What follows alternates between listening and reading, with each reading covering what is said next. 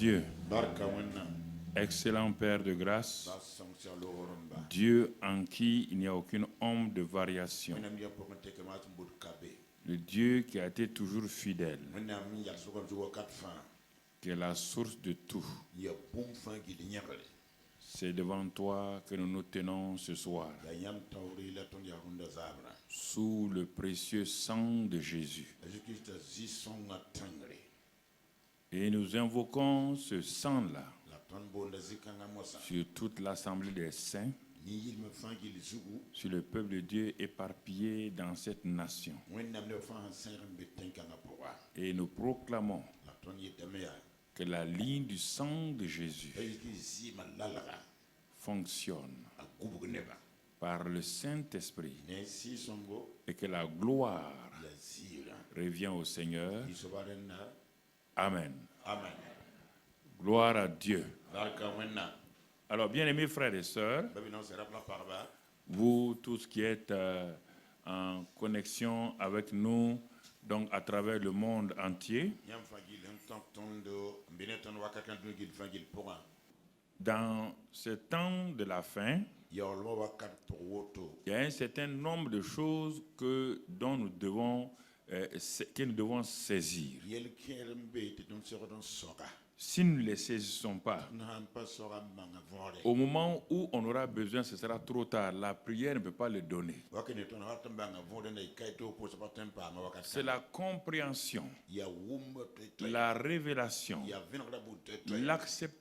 l'acceptation, la prise de position de ce que Dieu a fait qui nous donne les choses, qui donne les choses de se manifester. Et donc, c'est pourquoi je voudrais que pendant cette conférence-là, que les hommes de Dieu ne veulent pas aborder directement. Les gens ont peur d'aborder, mais en même temps, ils veulent le fruit de la chose, mais sans l'enseigner. Cela amène une confusion dans le corps de Christ. Alors, je pose la question, mais pourquoi? Parce que les gens n'ont pas pris le temps de s'asseoir, d'examiner les saintes Écritures. Il n'y a pas de révélation en dehors des Écritures. Si Dieu n'a rien dit, si Dieu est silencieux, si ce n'est pas ta vie personnelle, le reste, mon frère, ma soeur, tu vas faire beaucoup de choses et Dieu ne fera rien. Quand je vous dis ça, les gens croient que c'est pour... Non. Il y a beaucoup de choses que nous faisons, mais qui en réalité ne fonctionnent pas. Nous savons que ça ne fonctionne pas, mais nous nous entêtons à le faire. Bon, on entraîne derrière nous des gens qui sont fatigués. Des gens sont épuisés. On le voit. Ça ne marche pas. Il faut avoir le courage de s'arrêter et examiner tout. Alors, si nous sommes dans l'année où nous devons régner par l'abondance de la grâce et du don de la justice, ce que je vais aborder pendant toute cette semaine-là, c'est ce que Paul a dit dans Philippiens 4, 19. On ne va pas le lire. On va venir pas à pas. Il dit « et ». Je commence par le « et », parce qu'après je vais développer ce qui précède là. Il dit « et mon Dieu pourvoira à tous vos besoins selon sa richesse avec gloire en Jésus-Christ ». Il ne faut pas prendre seulement une partie, Dieu pourvoit mes besoins. Prendre et puis balancer aux gens. C'est toute une phrase complète. Il dit tous mes besoins. Lesquels? Mon Dieu, c'est qui? Sa richesse en Christ, c'est quoi? Tu ne le sais pas. Tu balances le verset. La pauvre femme qui est assise là, les jeunes qui sont assis là, Il ne comprend pas ce que l'homme de Dieu est en train de dire. Il n'explique pas. Bon, ils se lèvent, ils s'en vont. Mais ils n'ont rien reçu. Absolument rien. C'est important que nous comprenions. Et notre titre pour l'ouverture ce soir, Dieu, la seule source. Il faut bien comprendre ça. Tout ce que nous faisons, rien n'avait existé. Rien n'existait. Rien. Aucun homme n'existait. La terre n'existait pas. Rien. Et on te dit, dans le livre de Genèse, chapitre 1, verset 1, la Bible te dit clairement, au commencement, Dieu. Avec la conjugaison française, nous avons des problèmes.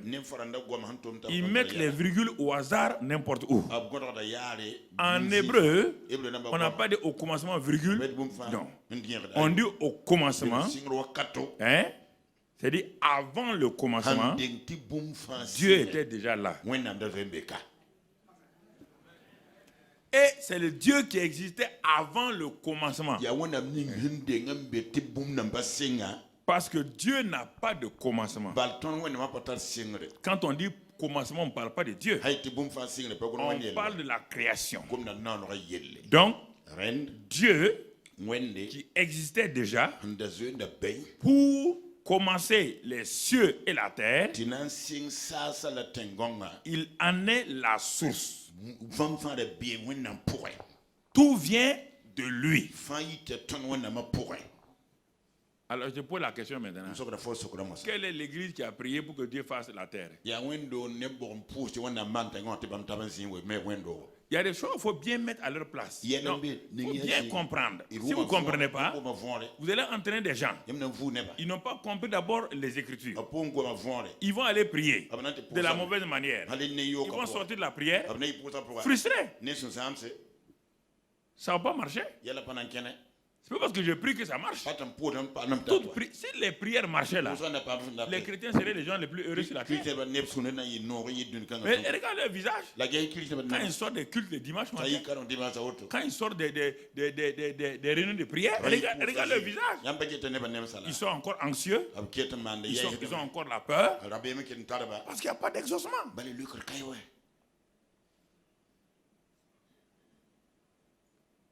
Pour te montrer Dieu, la seule source, je vais descendre le message à un niveau naturel. Parce que si tu ne comprends pas le niveau, Jésus dit, il dit à Nicodème, il dit écoute-moi, tu es un docteur. Moi je te parle de nouvelle naissance sur la terre des hommes. Si tu ne comprends pas les choses terrestres, quand je vais commencer à te parler des choses célestes, tu vas faire quoi? Si tu ne comprends pas les choses quotidiennes, comment vas-tu comprendre les choses célestes que tu ne vois pas? C'est pourquoi l'enseignement du naturel et du spirituel, dont Dieu est l'auteur, permet à chacun de saisir que le Dieu qui a fait la nature est le même Dieu qui a fait le spirituel. Il ne change pas de méthode. Non. Les choses changent, mais Jacques dit, en lui, il n'y a aucune ombre de variation. Il faut comprendre les principes. Alors, je viens à mon exemple naturel pour, c'est pas très fort, mais ça va t'enseigner quelque chose, de comprendre qu'est-ce que ça veut dire source.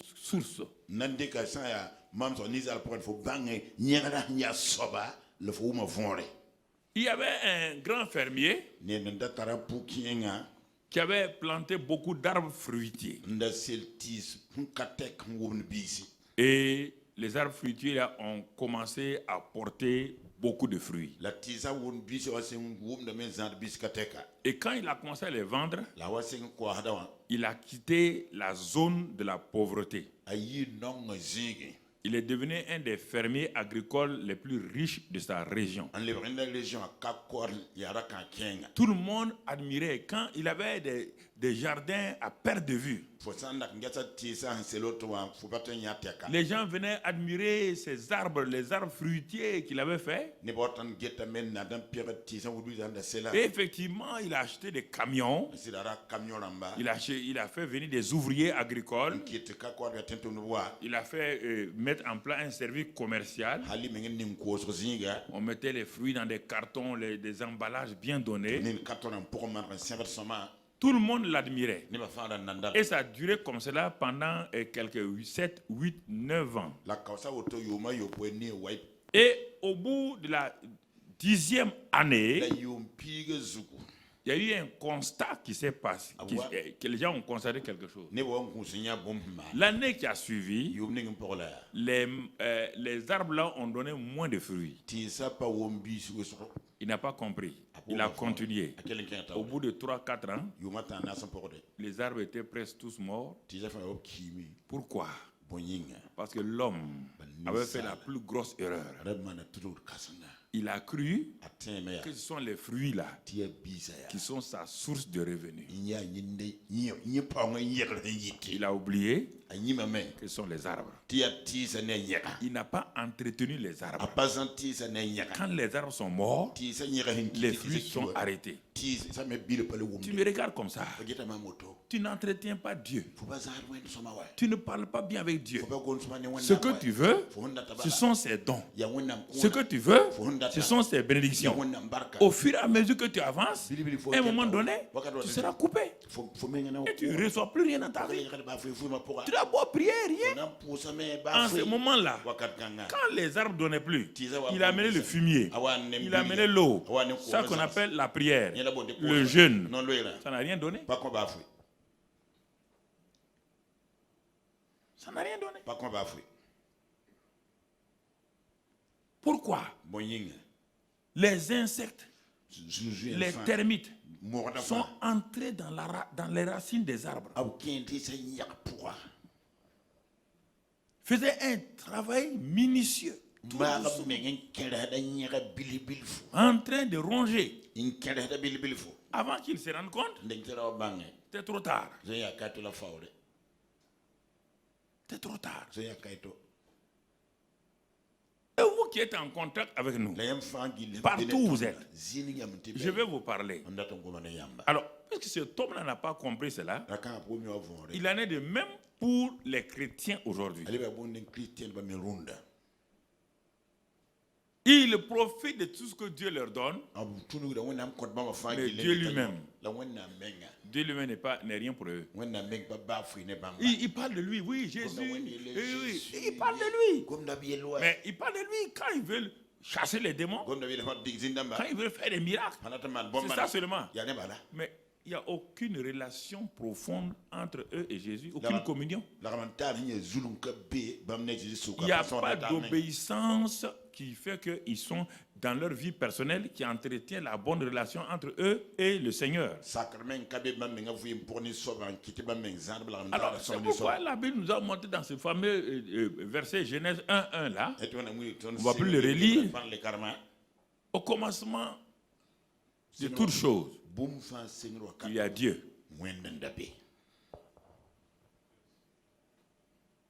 La seule source, c'est Dieu. Dieu était seul. Il n'y avait rien. Tout vient de lui.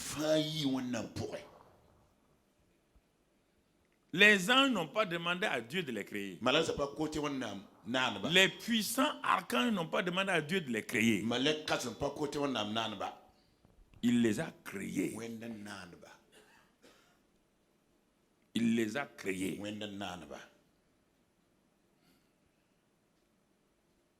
Autre passage. Ce Dieu créateur, sourd de toutes choses, nous dit dans le livre des psaumes, psaume 50, verset 7. Là, c'est David qui nous révèle cela. Il dit, psaume d'Azaph, même Azaph, 50, verset 7.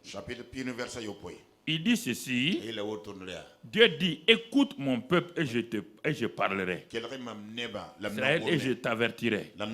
Je suis ton Dieu, je suis Dieu ton Dieu. Verset 8. Ce n'est pas pour les sacrifices que je te fais des reproches. Tes holocaustes sont constamment devant moi. Je ne prendrai pas de taureau dans ta maison, ni de bouc dans tes bergeries. Car tous les animaux des forêts sont à moi. Toutes les bêtes des montagnes par milliers. Tout cela c'est pour moi. Je connais tous les oiseaux des montagnes. Et tout ce qui se meut dans les champs m'appartient.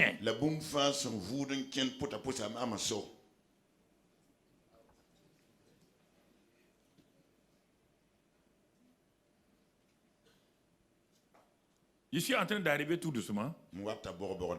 L'erreur monumentale des hommes et des chrétiens, ils ne sont pas allés à la source. Ils veulent les moyens.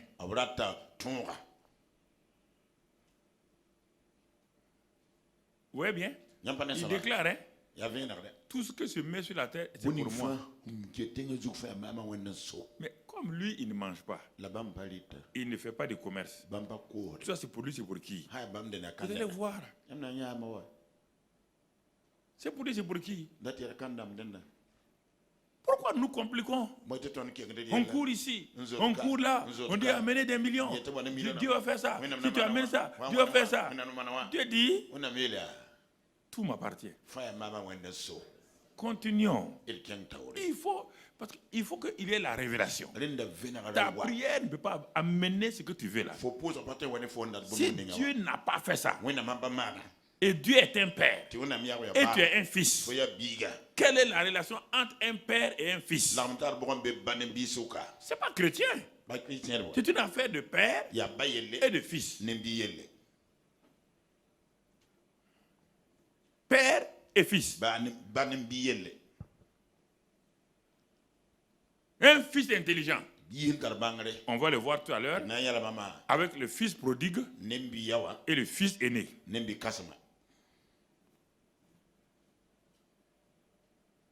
Le fils aîné a développé toutes sortes de caractères. Il a développé tout. Il dit, mon père va me donner ça parce que j'ai fait ça. J'ai prié comme ça. J'ai jeûné comme ça. Je suis dans la sanctification. Regarde.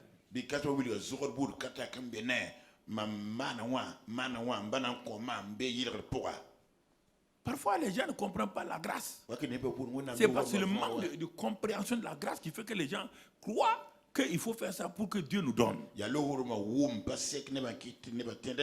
Si les méchants riches de ce monde-là ne font pas gêner leurs enfants, ne font pas prier leurs enfants pour leur donner l'héritage, et le bon Dieu, lui, va exiger que je prie, je jeûne, ce n'est pas un bon Dieu. C'est un méchant Dieu. Il faut que je vous dise ça clairement, que vous comprenez une fois pour toutes.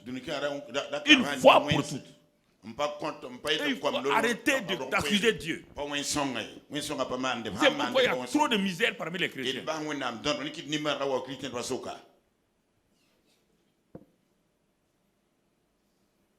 Le monde entier, les gens font tout pour laisser quelque chose à leurs enfants. Et ils font tout pour être bien avec leurs enfants. Et Dieu dit, vous qui êtes méchants, vous savez donner de bonnes choses. Vous entendez? Vous savez donner. On n'a pas dit que vos enfants méritent. Vous savez donner de bonnes choses à vos enfants. Et moi qui suis bon, le méchant donne des bonnes choses. Et le bon, lui ne donne pas de bonnes choses. Réfléchissez. Vous avez appris votre christianisme où? D'où il vient? Votre christianisme. Vous l'avez eu où? Je parle À des milliers, c'est des centaines de milliers qui sont en contact avec nous avec Impact TV. Toute l'Afrique centrale, partout. Les gens, ils sont partout actuellement. Je parle à tous. Je ne parle pas à vous ici. Regardez. Quelqu'un nous a séduits. Quelqu'un nous a voilés.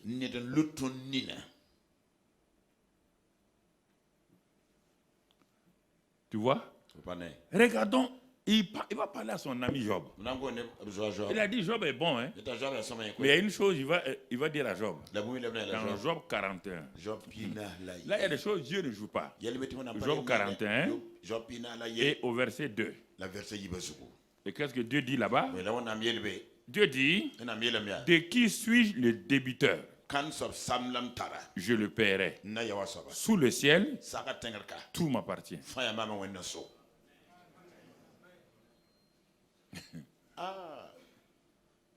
Il dit, je ne dois à personne. Tout ce que tu fais là, pour que je donne là, je ne te dois rien. Et je ne te donnerai pas aussi. Si tu crois que je te donne là, c'est pourquoi tu parles plus, je ne te donnerai pas. Tout m'appartient. Tout. Tout m'appartient.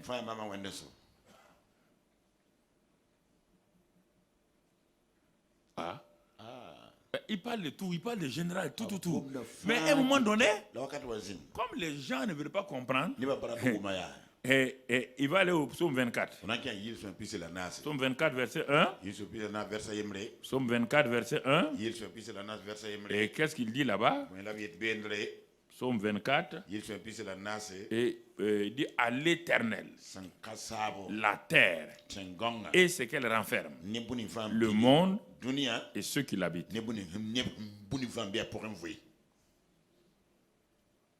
Toi-même, tu lui appartiens. Ce qu'il te dit.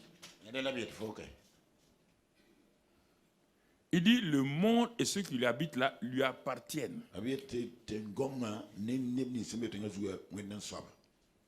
La terre là et ce qu'elle renferme là.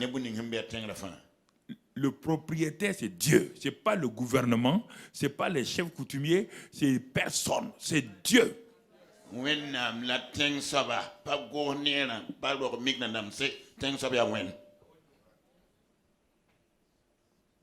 Est-ce que vous entendez?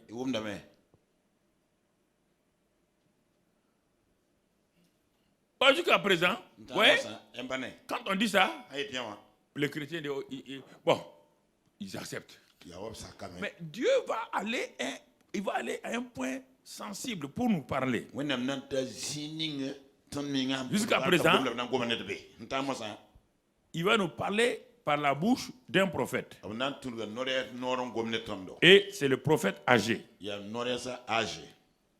Il va nous parler par le prophète le plus âgé de la Bible. Et regarde ce qu'il te dit, âgé 2. Là, il va être plus précis pour que tu comprennes. Même là où tu penses que ça n'intéresse pas Dieu là, Dieu va te montrer que même là encore, c'est lui qui est là. Âgé 2, verset 8. Ah bon? Oui. Où dit c'est les banques centrales? Qui vous a dit ça? Qui vous a dit c'est les banques centrales? Qui vous a dit l'argent appartient au Fonds monétaire? Le Fonds monétaire a été créé en quelle année? Après la crise de 1929? On a créé la Banque mondiale et le Fonds monétaire? Donc, quand moi j'étais né tout juste, la Banque mondiale et le Fonds monétaire se mettaient en place. Et depuis, pendant tous ces milliers d'années là, il y avait quelle banque à qui ça appartenait? Toi, tu es devenu chrétien maintenant, tu t'appuies seulement sur les banques. C'est le problème.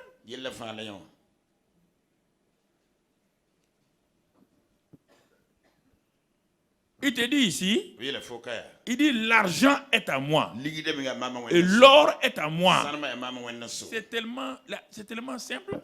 Puisqu'il dit que la terre et tout ce que la terre renferme là, c'est à lui. Qui a mis l'or dans la terre? Il y a un gouvernement qui a mis l'or dans la terre. Il y a un gouvernement qui a mis le pétrole dans la terre. Ils font quoi? On dit quoi? On a découvert. Si on a découvert, c'est vrai que ça existait. Si ton père dit que l'or lui appartient, l'argent lui appartient, tout ce que la terre renferme lui appartient, il a permis au gouvernement de découvrir ça. Il a permis à tout. Et ses enfants, lui, il les laisse de côté. Et réfléchissez, hein, frère.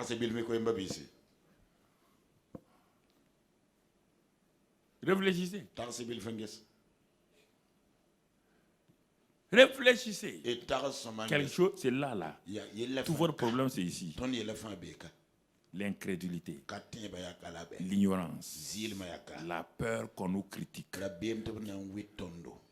qu'on parle trop d'argent, la peur que les gens croient que tu ne veux pas l'argent, mais pourquoi tu escroques les gens? Moi, je préfère parler directement. Pourquoi tu écris aux gens pour leur dire j'ai l'honneur? Aidez-moi. Sinon, je ne peux pas m'en sortir. C'est ça. Regardez. Dieu remet la tête. Il remet la tête. Mais pourquoi il ne s'adresse pas à moi? Alors, bien-aimés frères et sœurs, parce que Dieu dit qu'il est la seule source, il t'a montré par ces passages-là, il a balayé tous tes arguments. On parle de Dieu, hein? Est-ce qu'on parle d'Ancien Testament et Nouveau Testament ici? Hein? Dieu est un Dieu de l'Ancien Testament, un Dieu du Nouveau Testament. Dieu est Dieu. Il te dit ce que lui il est et ce qui lui appartient.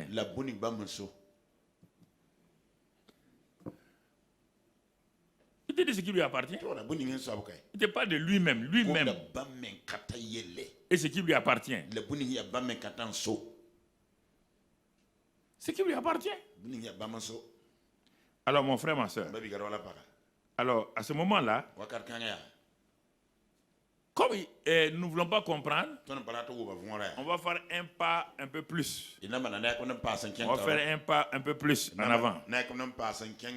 Et le même Dieu va déclarer maintenant par les hommes, à travers les hommes, il va déclarer, il va dire à Moïse. Il va parler à Moïse. Et après, je vais prendre Abraham qui démarre, mais je vais d'abord donner deux passages qui vont t'aider. Dans l'Ancien Testament, il va parler à un homme appelé Moïse de dire à son peuple qui était esclave, qui est en train de sortir de l'esclavage. Dans le livre de Deutéronome 8. Voilà ce que Dieu dit. Deutéronome 8. Parce qu'ils ont trop duré dans l'esclavage et ils ont vu un pays riche comme l'Égypte. Ils ont vu tout ça. Ils ont dit, mais est-ce que c'est possible? Dieu vient et il dit à ce peuple-là, il dit, souviens-toi de qui? De l'Éternel. Oublie le système que les Égyptiens appliquaient pour avoir l'argent pour être riche. Parce que vous avez vécu beaucoup en Égypte, ça veut dire dans le monde, dans le système du monde. Vous avez trop duré là-bas. Et vous avez été impressionné par les riches de ce monde qui ont appliqué les lois économiques de ce monde. Quand vous les voyez, vous les fils des princes, vous faites des salam aleikum devant eux. Quand vous rentrez chez eux, on dirait que vous rentrez comme des mendiants. Parce que pourquoi? Votre mentalité spiritualité n'a pas été formatée pour être réglée sur la pensée de Dieu. C'est pourquoi Dieu dit, souviens-toi de l'Éternel. Souviens-toi de lui. Souviens-toi de l'Éternel, ton Dieu. Vous voyez encore? Ton Dieu. Ne te souviens pas de la richesse de Pharaon. Ne te souviens pas de la richesse de telle personne de votre pays. Ne te souviens pas des 10 richards du monde. Ne te souviens pas des 10 pasteurs les plus riches du monde. Laisse-les tranquilles. Ça, c'est plaisanterie. On te dit, souviens-toi de qui?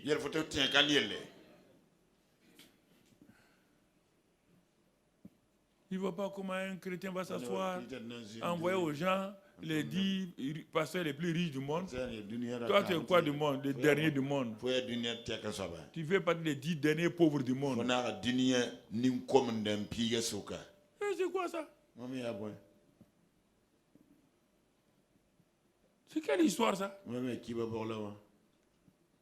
Ils t'ont payé pour faire la publicité?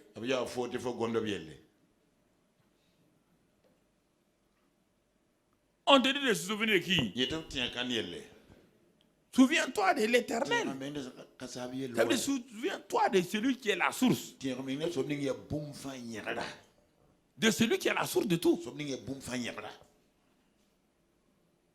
Souviens-toi de lui. Pourquoi? Car c'est lui qui te donnera de la force pour acquérir ces richesses-là, afin de confirmer, comme il le fait aujourd'hui, son alliance qu'il a jurée à tes pères. Qui donne la force pour acquérir les richesses? Au lieu de regarder ceux qui ont eu des richesses, on te dit que Dieu te dit qu'il te donne la force pour acquérir les richesses. C'est ça qui amène des jalousies, des mesquineries inutiles.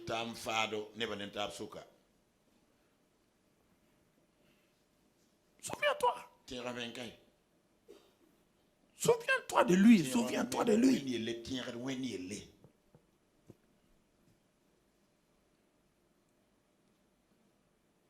On n'a pas dit souviens-toi de tes diacres. On t'a pas dit souviens-toi de tes diacres qui sont banquiers, qui sont riches. Non.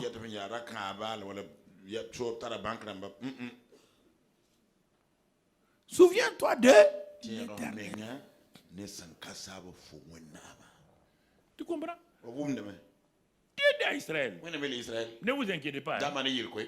Ne regardez pas votre passé là. Car moi j'ai préparé un territoire. Vous n'avez rien fait là-dedans. Et ensuite, quand vous arrivez, je vous donne la force de vous enrichir. La force là vient de moi. L'argent vient de moi. Tout vient de moi. Donc c'est moi votre force.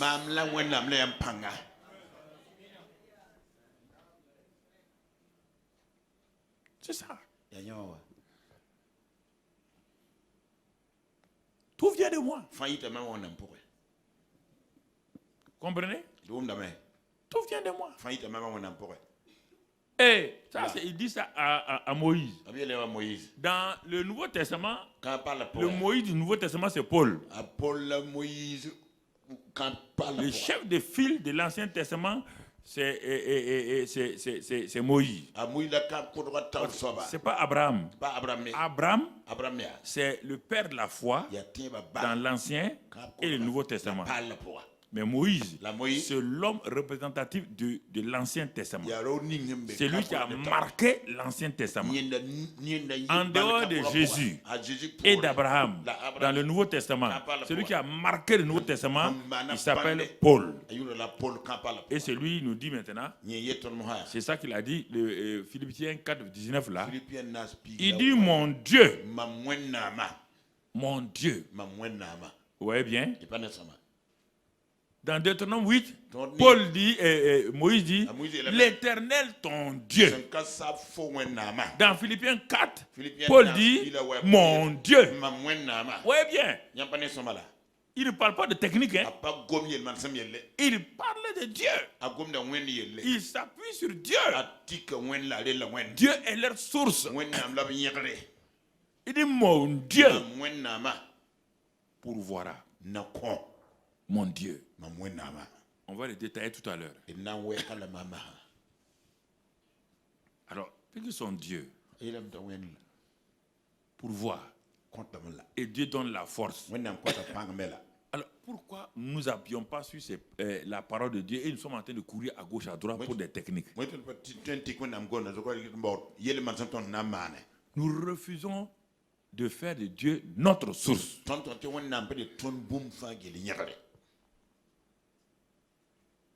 Et c'est ça qui amène trop de faux problèmes dans les églises.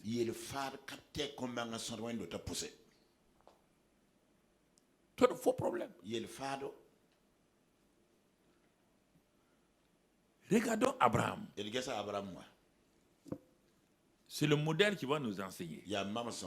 Abraham et Dieu. Dieu va se révéler à Abraham comme sa source et sa seule source. Dans chaque aspect de sa vie. Chaque fois qu'Abraham a fait un effort, erreur. Chaque fois qu'il a fait un effort, erreur. Dieu le ramène. Chaque fois qu'il a voulu s'appuyer sur quelque chose ou quelqu'un, erreur. Dieu lui dit à cet homme-là, qui ne le connaît pas, il ne connaît pas Dieu, il est adorateur d'idoles. Il a suivi son père, ils sont arrivés à Charan. Son père partait à Canaan. Il est venu s'arrêter à Charan. Et il est mort là-bas. Le dernier verset de Genèse 11, tu le trouves là-bas. Genèse 12. Dieu s'adresse à cet homme de 75 ans. Il lui dit, va-t'en de ton pays. Pourquoi? Parce que la mentalité de ton pays, écoutez-moi frère et sœur, la mentalité de ton pays, de ta patrie et de la maison de ton père où tu as été élevé, il faut quitter cette mentalité-là. Parce qu'elle ne te permettra pas d'avancer.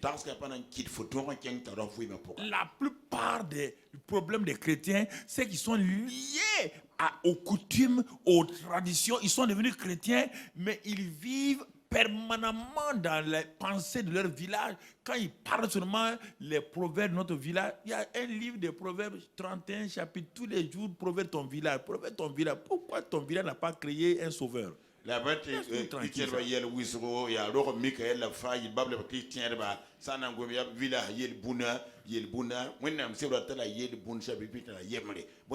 les gens croient que je parle mal. Je ne sais pas parler mal, non. Il n'y a pas. Mon village, je l'aime très bien. Je te dis, pour fonctionner dans le royaume, dès le moment où tu es, il dit, va-t'en de ton pays. Parce que Dieu ne pouvait rien faire avec Abraham, avec toute cette atmosphère qui était là-bas. Dieu n'est pas incapable de faire de grandes choses. Hein. Mais l'homme, tant que l'homme est dans un mauvais milieu, influencé par ce milieu-là, le grand Dieu-là ne pourra rien faire de lui. C'est ça que ça veut dire simplement. La seule créature qui s'oppose à Dieu, c'est l'homme. Quand Dieu dit à un arbre meurt, il meurt. Quand Dieu dit à un homme riche, sois riche, il dit non, je reste pauvre. Voilà.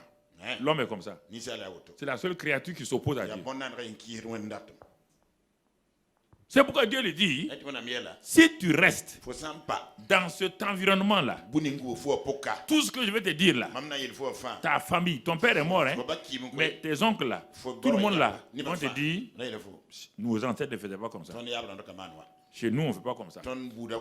Nos traditions, ce n'est pas comme ça. Ils vont t'empêcher de progresser. Donc, va dans un pays que je vais te montrer. Il dit, pour lui montrer, quand Dieu te dit quelque chose, il va s'occuper de toi.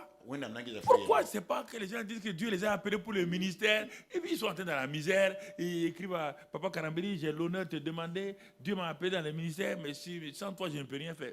Moi, sans moi tu ne peux rien faire. Donc tu ne feras rien ici. Ah non, donc tu ne feras rien ici. Tu ne feras rien. Toi, tu veux me mettre en bagarre avec Dieu? Non,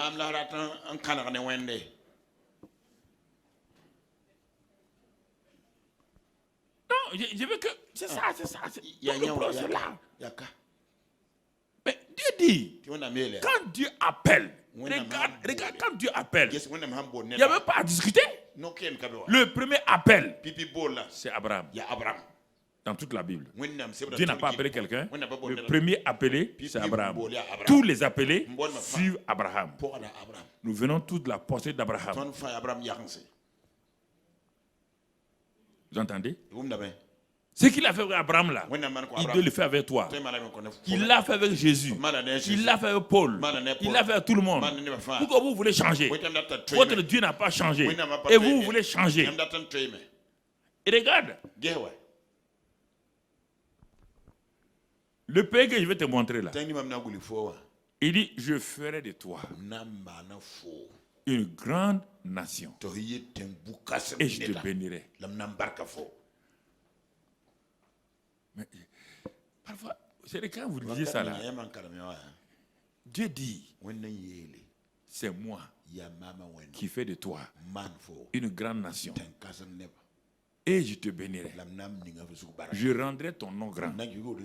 Et tu seras une source de bénédiction parce que tu es lié à la source Dieu lui-même.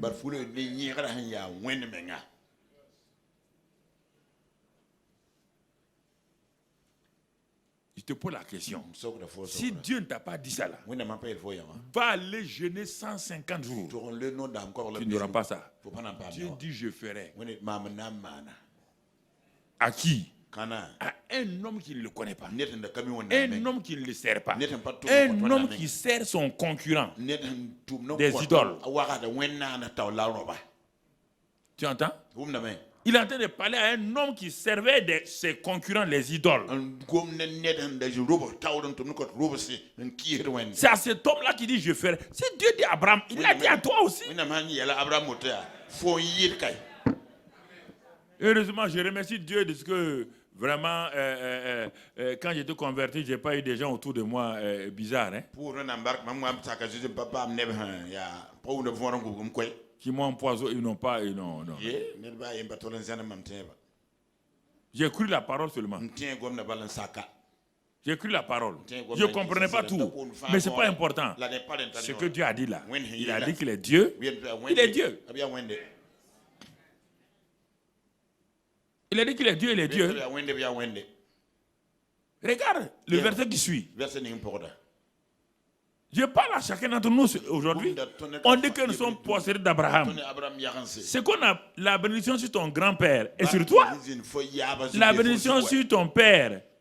On dit que nous sommes tous de la portée d'Abraham en Jésus-Christ. Ce que Dieu a dit à Abraham là, en Jésus-Christ là, il l'a fait accomplissement pour toi. Mais est-ce que tu le comprends? Est-ce que tu le saisis? Il dit, regarde la suite. Je bénirai ceux qui te béniront. Et je maudirai ceux qui te maudiront. Ce n'est pas la peine d'aller faire des réunions pour maudire vos adversaires.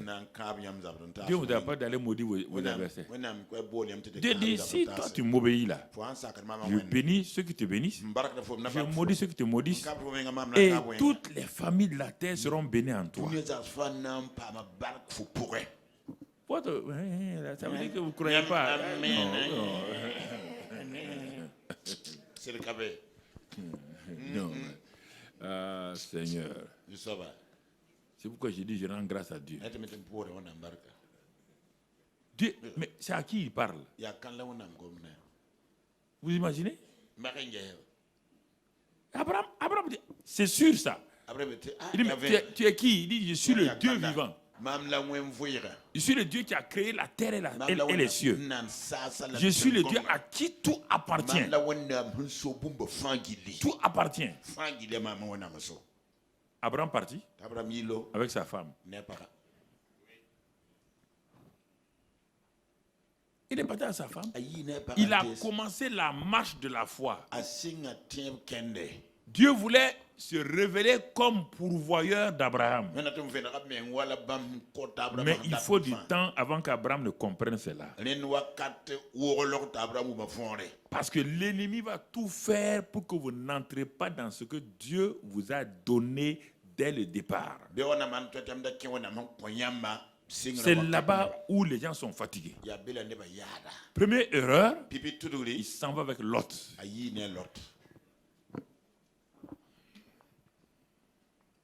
On dit, va-t'en de la maison de ton père. Mais si l'autre te suit, la maison de ton père te suit. C'est ça en Afrique là. Ils ramènent les cousins, les cousines, ils amènent dans la maison. En même temps, ils amènent tous leurs fétiches autres là dans la maison.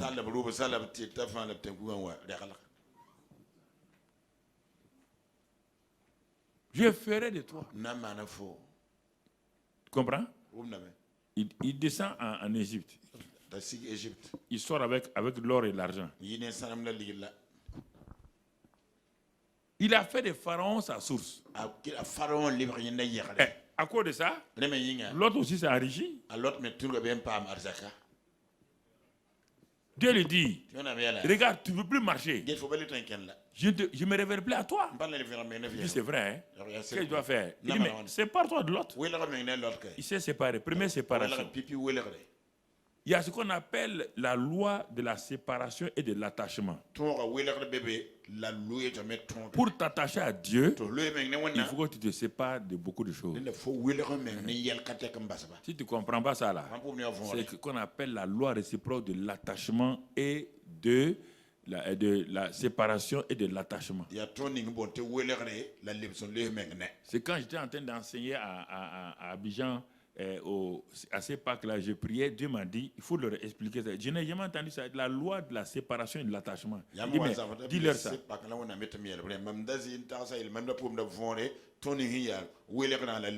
Les gens veulent avancer, ils ne se séparent pas. Il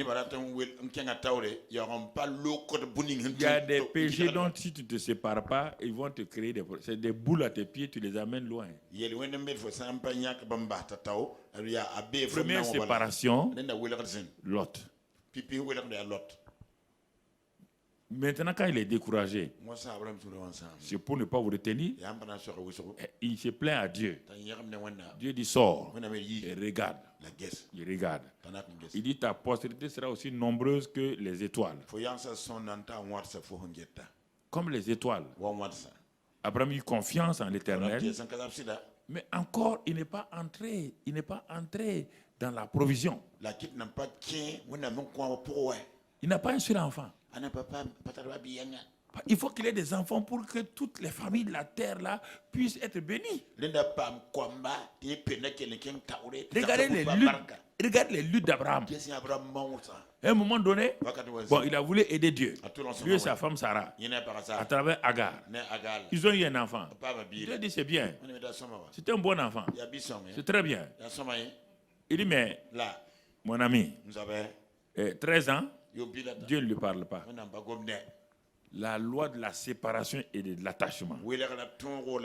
Si tu veux progresser, Dieu lui fait quoi encore? Séparation encore. Séparation encore. De quelqu'un qu'il aime. Il aimait Ismaël. Et c'est son fils. Il ne faut pas dire autre chose, hein, chrétien. C'est son fils. Ce n'est pas le fils de la promesse. Tu dis, séparation, attachement. Dès qu'il s'est séparé, Dieu est venu en personne avec 2 anges. Dieu dit maintenant, l'année prochaine, à cette même époque-là, Sarah là, avec qui tu es sorti là, avec qui j'ai fait la promesse là, l'enfant viendra, il s'appellera Isaac.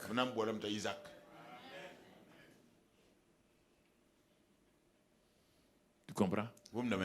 Ce n'est pas fini. Quand cet enfant est venu, il a oublié Dieu. Il s'est attaché aussi à Isaac. Il s'est attaché à lui. Isaac est devenu son idole. Loi de la séparation encore. Dans Genèse 22, Dieu dit, prends Isaac, ton fils, ton unique, celui que tu aimes. Voici maintenant, on va commencer tout doucement à aller dans notre message.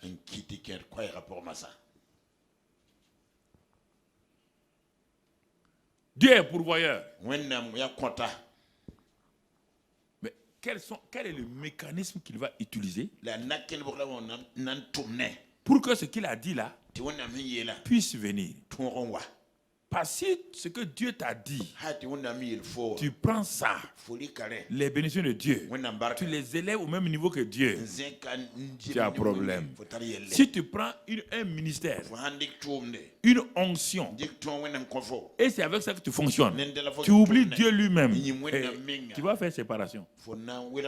Si Dieu t'enrichit, et tu prends la richesse là, tu mets ça au même niveau que Dieu, tu vas te séparer. Si tu ne te sépares pas, Dieu va te séparer avec des douleurs. Avec des douleurs. Mais maintenant, Abraham a grandi. Il a grandi. Et Dieu vient, il dit, dernière étape de la séparation, prends ton fils, ton unique, celui que tu aimes là, va dans au pays de Moria et là, offre-le en holocauste sur l'une des montagnes que je te dirai.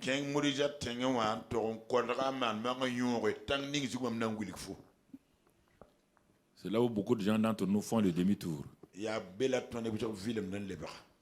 on n'atteint pas ce que Dieu a prévu. C'est dans cette décision-là que tu es, certains d'entre vous, vous êtes là-dedans, vous tournez femme, homme, vous tournez parce qu'il y a quelque chose que vous avez aimé, quelqu'un que vous aimez, une entreprise que vous aimez, une situation que vous aimez. Dieu dit maintenant, va offrir ça. Tu es en train de tourner, tu dis, je vais donner ça, je vais donner ça. Dieu dit non, non, j'ai dit, va offrir. Il y a entreprise, il y a Bumbo, il faut tu veux me connaître comme ta seule source? Oui, Seigneur. Je vais aller prier. Dieu dit non, non. Ici, ce n'est pas prière. J'ai dit, tu prends Isaac, le fils là, unique de la promesse là, celui que tu aimes là, tu vas aller l'offrir là-bas en holocauste. Abraham avait grandi. Parce qu'Abraham va connaître un nom qu'il n'a jamais connu. Il connaît le nom de l'Éternel. Il connaît le nom de l'Éternel. Et quand il s'en va, c'est étonnant. Abraham connaît tellement Dieu maintenant qu'il dit à ses serviteurs que lui il s'en va pour adorer. Il dit nous partons pour adorer, pour revenir. Il est entré dans la maturité de la connaissance de Dieu. Il sait que Dieu ne peut jamais mentir.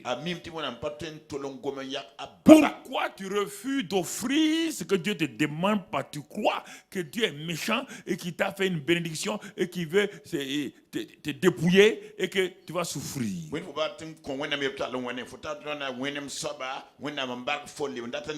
veut dire que tu n'as pas confiance en lui encore. C'est pourquoi les gens prient pour avoir les choses. Ils prient. Mais ils oublient que Dieu va leur demander un jour de laisser ça maintenant, de faire ça.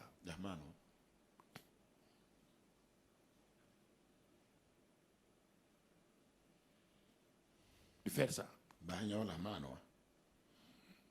C'est ça. Ce que tu aimes là, Dieu va te le demander.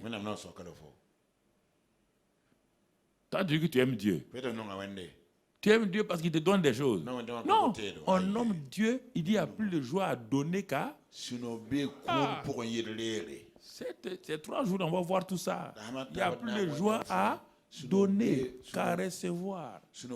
Nous, quand nous recevons, nous avons la joie. C'est en ce moment qu'on dit que Dieu est bon. Pour nous, la bonté de Dieu est égale aux bonnes choses qu'il nous donne. Alors que la Bible dit, c'est parce que Dieu est bon qu'il nous donne des bonnes choses. Il ne faut pas confondre ça. Hein?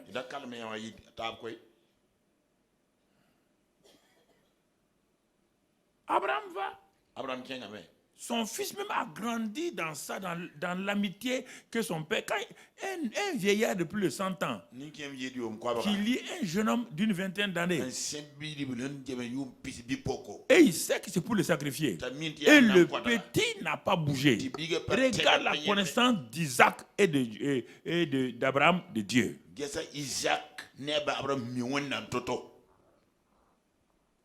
Un vieillard comme ça, le petit là, il tape seulement, il tombe tout seul et puis il s'en va.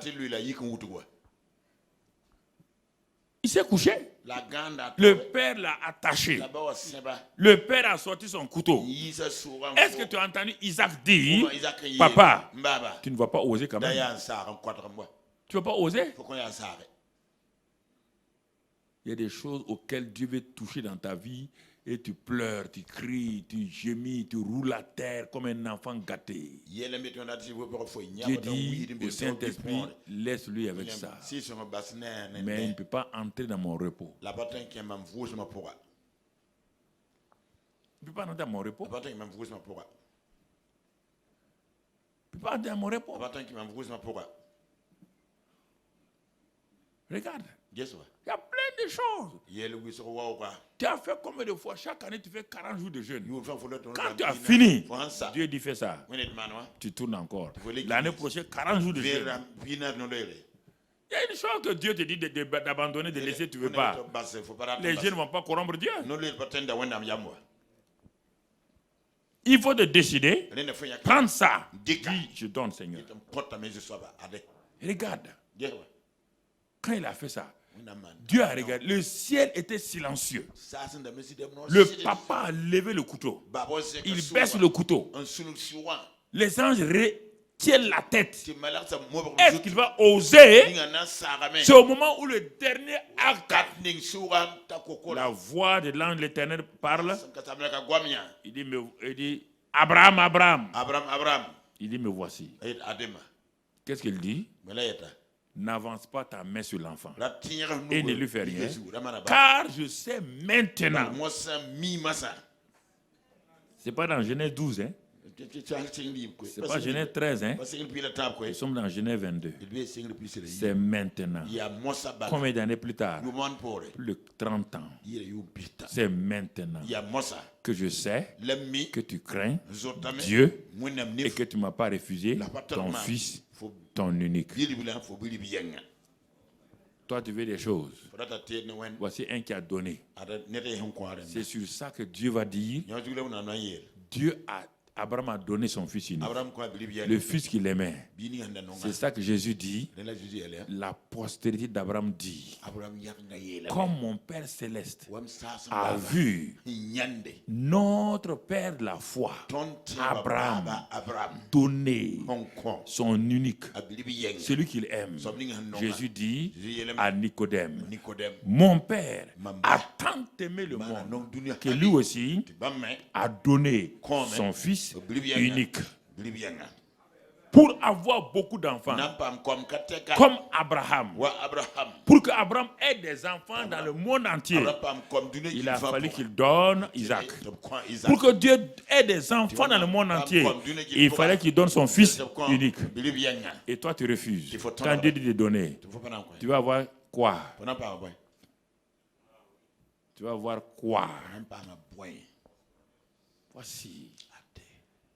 Voici le message. Tu vas donner quoi? Voici le vrai problème. Tu vas donner quoi? Abraham a donné ce qui lui est cher. Dieu a donné ce qui lui est cher. Et Dieu attend ce qu'il t'a donné, même le ministère, même les dons. Un jour, Dieu vient réclamer ça. Je vois que tu aimes les dons plus que moi. Je vois que tu aimes l'onction plus que moi. Je vois que tu aimes la prédication plus que moi. Tu me donnes ça? Offre-le. La lutte commence. C'est Satan. C'est pas Satan. C'est pas Satan. Tout ce que tu aimes plus que Dieu devient une idole. Et Dieu ne permettra qu'aucune idole le concurrence dans ta vie. Regardez bien vos vies. Hein? Ce qui vous bloque là, c'est ça. Tu comprends? C'est l'école de la foi d'Abraham. J'ai noté quelque part ça, on va pas. C'est l'école de la foi d'Abraham comme ça.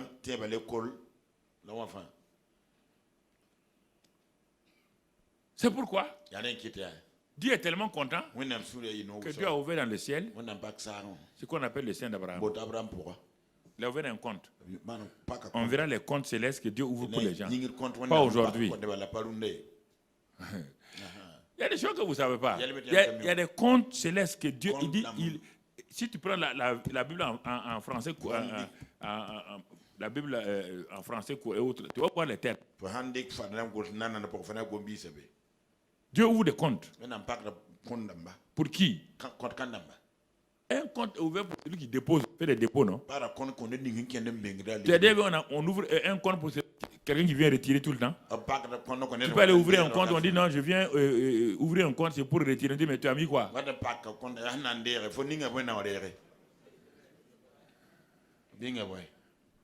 Toi, tu n'approvisionnes pas le compte céleste, ton compte céleste. Tout le temps, tu es en train de demander. On dirait qu'il n'y a plus de joie à donner. Ce sont ceux qui ont donné là qui retirent. Demain, après-demain, on verra ça. Après, les gens qui ne comprennent pas. Oh, prospérité. Il y a quoi des histoires? Ils croient que c'est de l'argent comme ça. C'est une manipulation.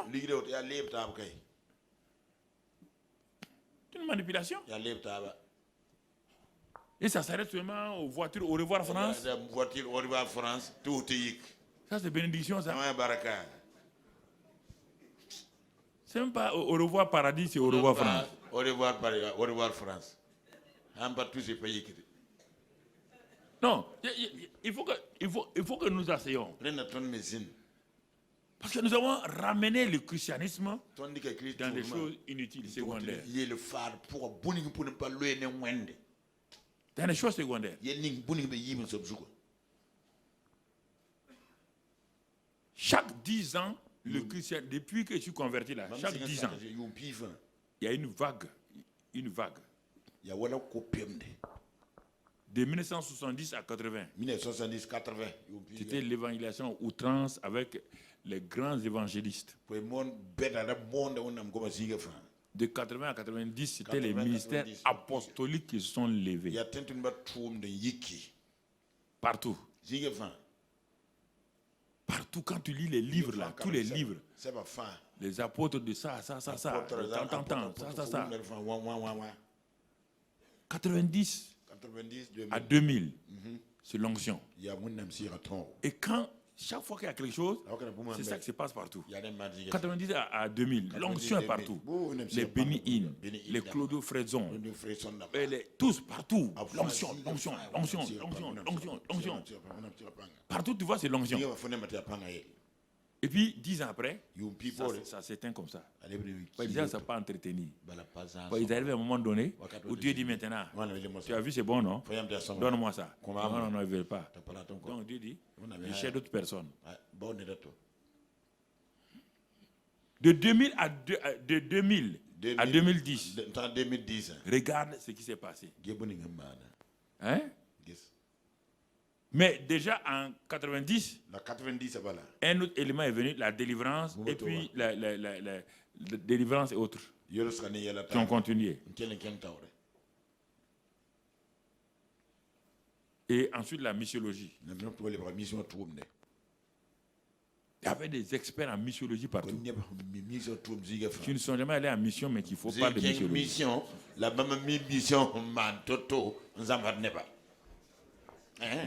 Mais j'ai rien quoi. Eh, mais tu es déjà parti en mission. Non, non. Comment tu peux parler de missiologie? Tu es jamais allé en mission.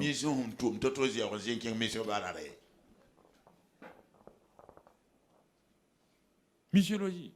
Implantation d'église. C'est ça. J'ai dit à un de mes fils là, il dit qu'il est aux États-Unis, ils sont en réunion, ils sont en train de faire implantation d'église. Il dit, je n'ai jamais été à une conférence d'implantation d'église, mais j'ai un plan des églises. Il n'y a pas besoin d'implantation d'église.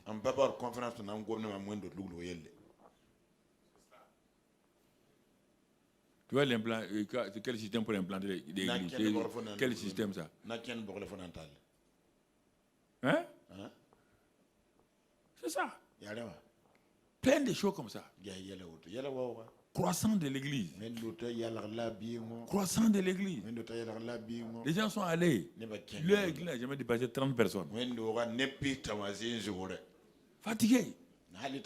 Implantation et croissant d'église.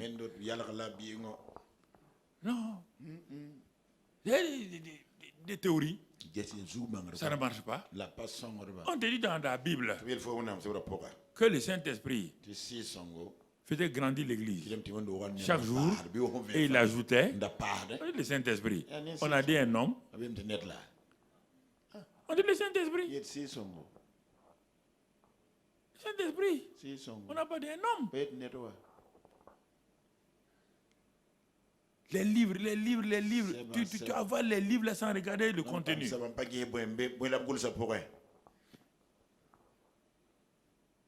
Il faut réfléchir. Il faut réfléchir. 2010-2019 là. 2010-2019.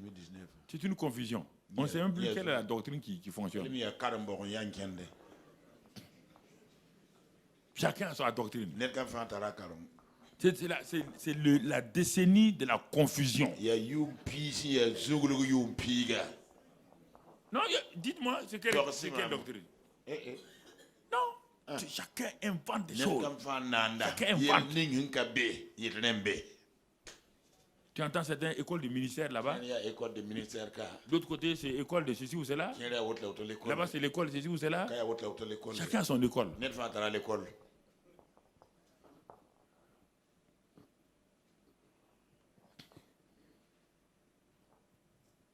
Quand tu dis grande nuit de prière, le mois suivant, tu entends sur Impact TV, grande nuit d'impartation. C'est pourquoi j'ai retiré tous ces noms-là, ma soeur tranquille.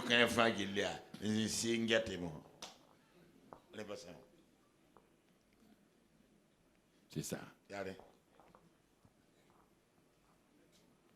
Ah bon, c'est ça qui marche maintenant.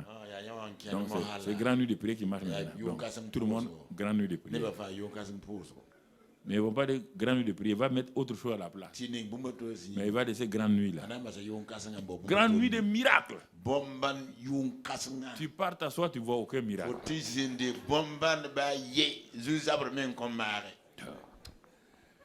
J'ai dit aux jeunes, il faut arrêter. C'est pas parce que vous dites des choses comme ça se passe. Il faut être humble. Vous êtes trop pressé. Vous êtes trop pressé. Vous croyez que on peut aller comme ça? On peut aller comme ça. C'est pas parce que votre fille de 8 ans, 9 ans a grandi et temps en temps et qu'elle dit qu'elle veut se marier. Vous allez la laisser se marier? Il y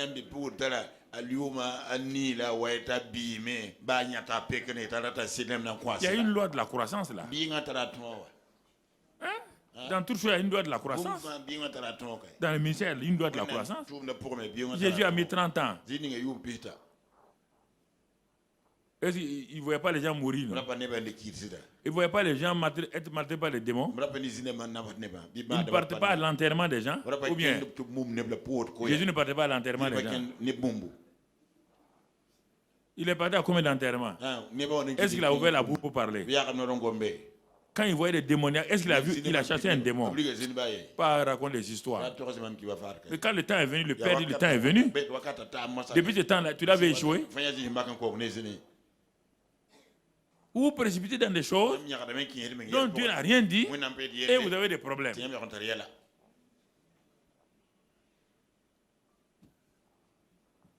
C'est ça. Après Abraham, Paul nous éclaire. On revient à Paul. Les deux figures de proue dans l'Ancien Testament, dans le Nouveau Testament.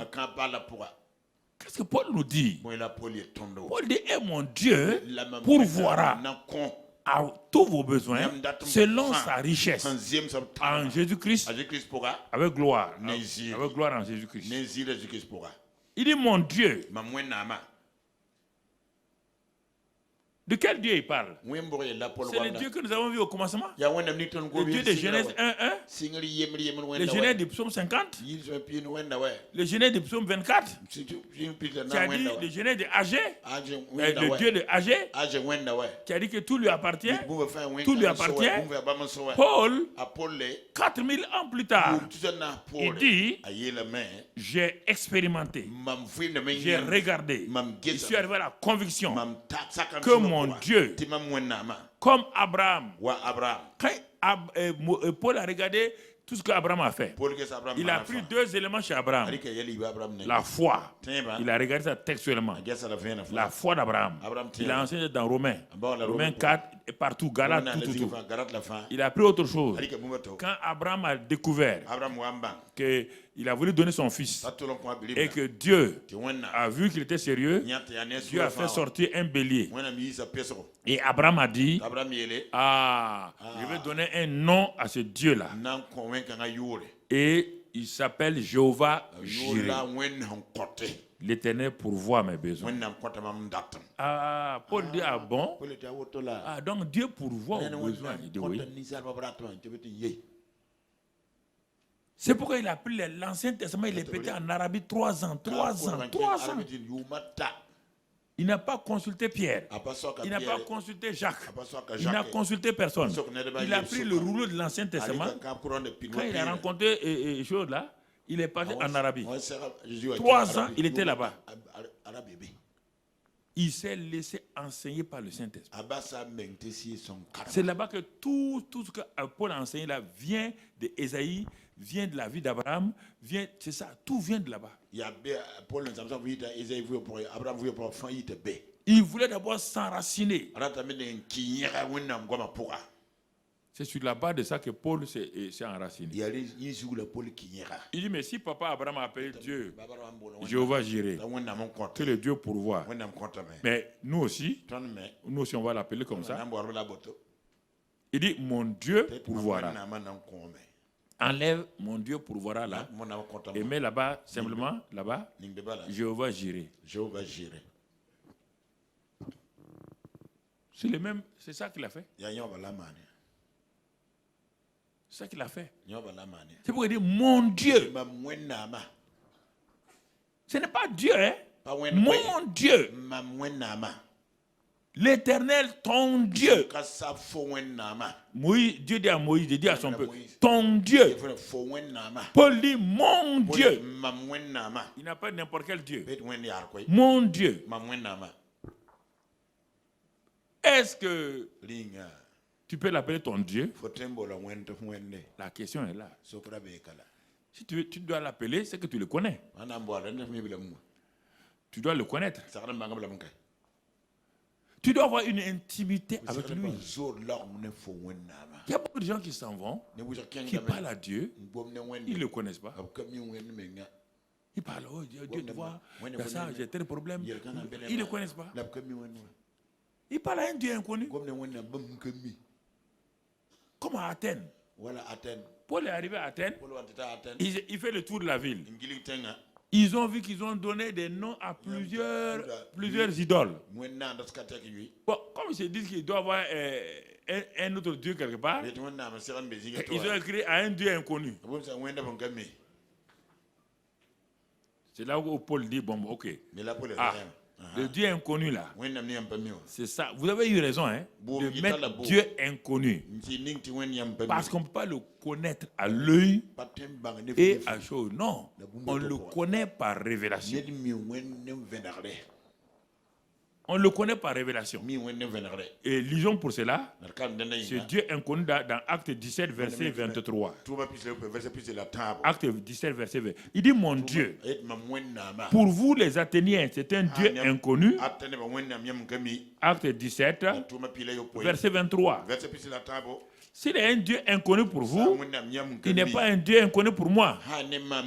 Il dit, car en parcourant votre ville et en considérant les objets de votre dévotion, les choses que vous priez, j'ai même découvert un autel avec cette inscription à un Dieu inconnu. Et il dit, ce que vous révérez là, sans le connaître là, c'est ce que moi j'annonce.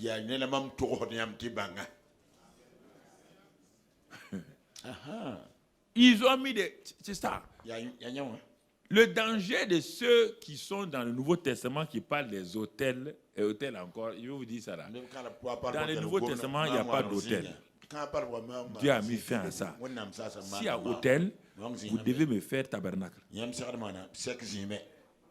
vous ne me faites pas tabernacle, je ne suis pas d'accord avec vous. Si vous dites qu'il y a des hôtels, vous devez aller me fabriquer un tabernacle. Même en Israël, il n'y a plus de tabernacle. Il n'y a plus d'hôtel. Vous, là, vous allez inventer hôtel là, ici au Burkina, vous faites quoi? Il y a en Côte d'Ivoire. Ou bien au Congo, ou bien quelque part. Hôtel à qui?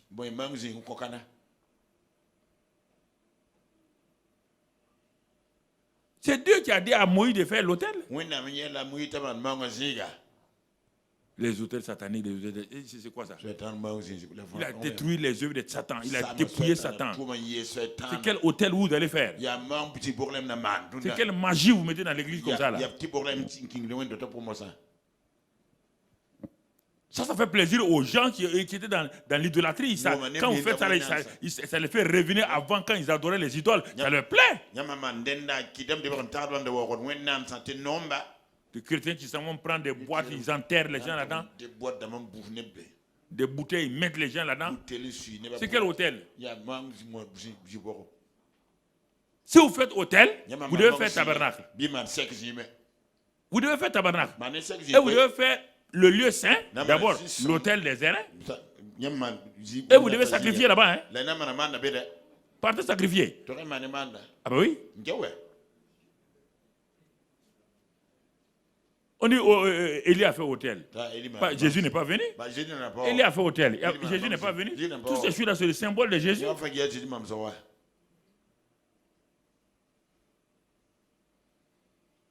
C'est le symbole de Jésus.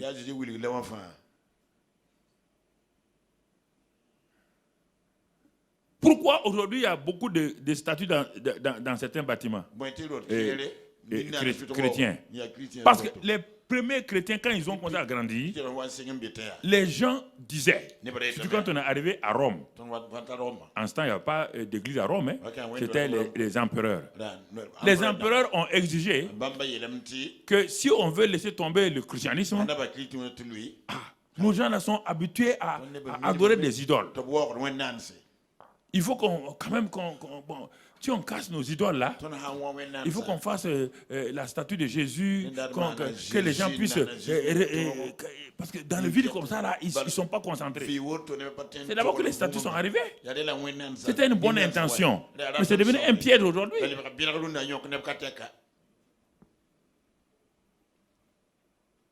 Les hôtels? Quel hôtel? Je vous pose la question. Dans le Nouveau Testament, prenez des 4 évangiles jusqu'à Apocalypse. Allez-y me montrer où quelqu'un a fait un hôtel.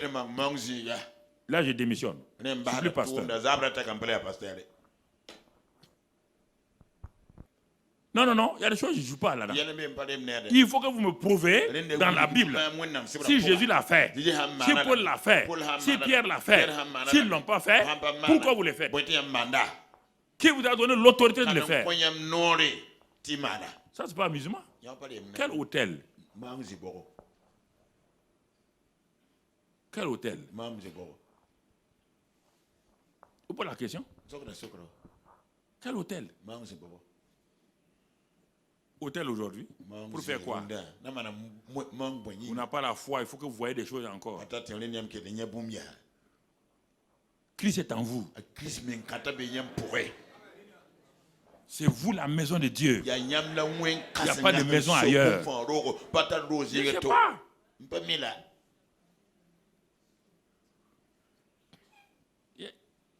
C'est pas ici, hein? En France, là-bas, quand je suis parti, ils ont parlé, ils ont commencé à prêcher, ils ont commencé à parler d'hôtel. J'ai dit, si vous n'arrêtez pas ça là, Ngao. Hôtel pour faire quoi? Pourquoi vous avez fait un hôtel? Un Dieu inconnu. Moi, je viens vous annoncer ce Dieu inconnu, mais pas l'hôtel inconnu. Je vous annonce le Dieu inconnu. Ce Dieu inconnu que vous ne connaissez pas là. Regardez, ramène le verset. Qu'est-ce qu'il fait? Ramène le verset. Ce que vous révérez sans le connaître, c'est ce que je vous annonce. La suite. Le Dieu qui a fait le monde. Regardez bien. Vous l'appelez inconnu. C'est ce Dieu qui a fait le monde et tout ce qui s'y trouve. Il est le Seigneur du ciel et de la terre. Il n'habite point dans des temples faits de mains d'hommes. Alors si vous faites un hôtel aujourd'hui, vous êtes contre Dieu. Parce que tout ce qui est fait de mains d'hommes, Dieu n'habite pas là-dedans.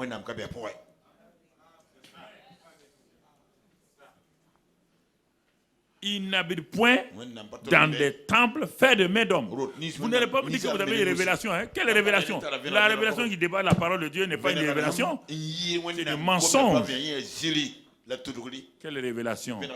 Saint-Esprit contredit la parole qu'il a inspirée. Il faut rester tranquille. Il faut rester tranquille. Quand les gens n'ont plus le message, ils inventent des messages. Tu n'as pas le message, il faut aller dormir. Tu vas te reposer, tu es fatigué. Autre chose. Quel est le Dieu? Donc, ouais, il dit que le Dieu que moi j'annonce là, le Dieu qui pourvoit vos besoins là, c'est le Dieu qui a fait. Il dit à Athènes, le Dieu que j'ai dit là, il pourvoit à tous vos besoins là. Il a fait la terre, le ciel, et tout lui appartient. C'est ce Dieu là, c'est ça mon Dieu là. C'est ça mon Dieu. C'est pas fini. Dans Acte 27, verset 23. Quel est ce Dieu qui pourvoit ses besoins? Il était en voyage. Et il y a eu une tempête qui s'est levée. Son Dieu l'avait prévenu de dire aux gens de ne pas continuer le voyage. Il y aura des problèmes. Ils se sont tus, ils ont continué le voyage. Au moment où tout le monde était maintenant en péril, en péril, Paul se lève. Tout le monde est découragé. La mort est là. Paul se lève et il parle. Il dit un ange du Dieu à qui j'appartiens. Vous comprenez? Quand il parle de mon Dieu là, il le connaît à tel point qu'il dit le Dieu à qui j'appartiens là m'a envoyé un ange. Pas vous, hein? Il m'a envoyé un ange spécial pour me dire. Quoi? Il m'a dit, Paul, ne crains point. Il faut que tu compares devant César et voici. Mon Dieu. Écoutez ce que mon Dieu l'a fait. Il t'a donné tous ceux qui naviguent avec toi. Regardez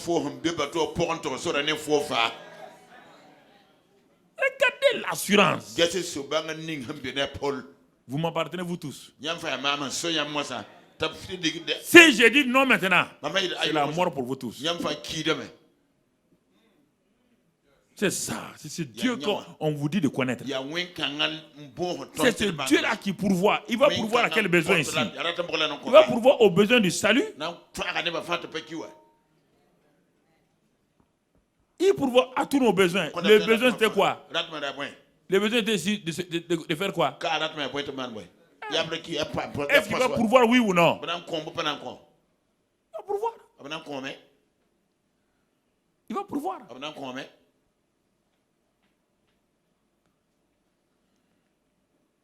Tu ne le connais pas. Tu es en train de prier. Prier un Dieu que tu ne connais pas.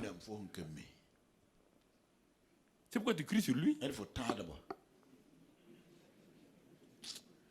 Tu as déjà vu Jésus crier sur Dieu. Tu as vu Paul crier sur Dieu. On crie sur les démons. Pas sur Dieu. Hé Dieu! Doucement. Je n'ai pas vieilli.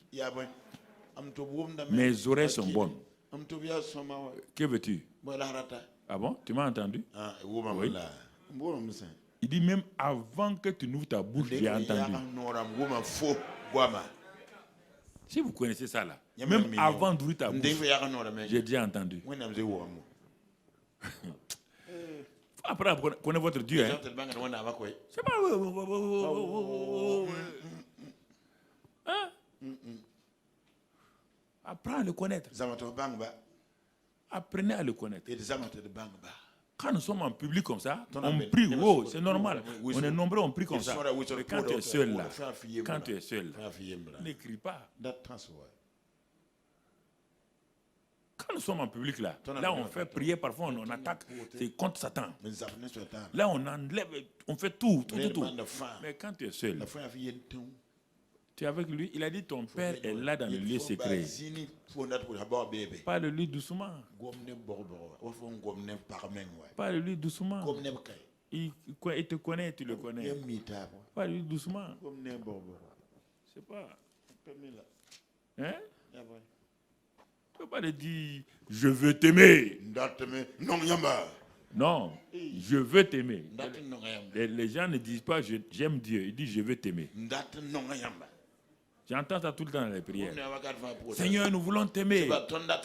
Il dit aime-moi simplement. Il faut arrêter de vouloir m'aimer. Je veux te prier. Il dit mais prie-moi. Pourquoi tu veux me prier? Non, écoutez vos prières, vous allez entendre ça. Écoutez vos propres prières. Vous me regardez comme ça là. Écoutez demain, écoutez vos propres prières. Seigneur, nous voulons t'aimer. Je veux t'aimer. Toi, tu vas dire à ta femme tout le temps que tu veux l'aimer. Donc, tu ne l'aimes pas encore. Tu veux l'aimer. Elle va te dire, mais aime-moi. Laisse-moi tranquille, aime-moi seulement. Tous les jours, tu veux m'aimer. Depuis 10 ans, tu veux m'aimer. Donc, tu ne m'aimes pas encore. On dit tu aimeras, on n'a pas dit de vouloir aimer Dieu. Tu aimeras Dieu, on n'a pas dit de vouloir aimer Dieu. Vous avez pris des vocabulaires. Quand vous êtes converti là, la première fois là, votre voisin là, c'est la prière qu'il a faite que vous avez captée. C'est la prière que votre voisin a fait là. C'est ça que vous avez capté. C'est comme ça qu'on prie.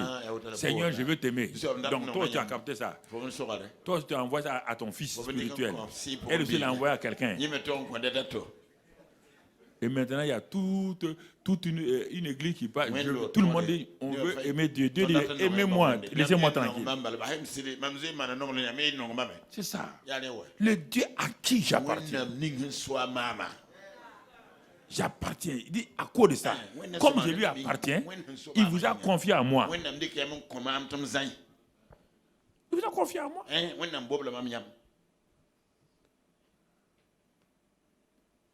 Romains 4, verset 17. Quel est ce Dieu encore? Romains 4, verset 17. Il prend l'exemple d'Abraham pour nous enseigner. Le Dieu à qui il appartient, c'est quel Dieu?